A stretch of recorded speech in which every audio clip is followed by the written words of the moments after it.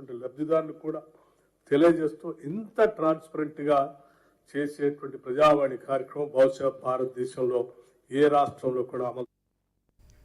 Minister Ponnam Prabhakar participated in the second anniversary of the state-level Prajavani program held at Begumpet Praja Bhavan.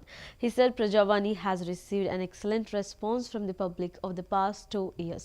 The minister congratulated officials who worked tirelessly to make the program a success. He also stated that hundreds of jobs were removed in the RTC due to the implementation of strict rules. గత 10-15 సంవత్సరాలుగా వివిధ చిన్న పొరపాట్లతోటి ఆర్టీసీలో ఉన్నటువంటి కఠిన నిబంధనలతోటి కొన్ని వందల మంది ఉద్యోగాలు శాశ్వతంగా తీసేయడం జరిగింది.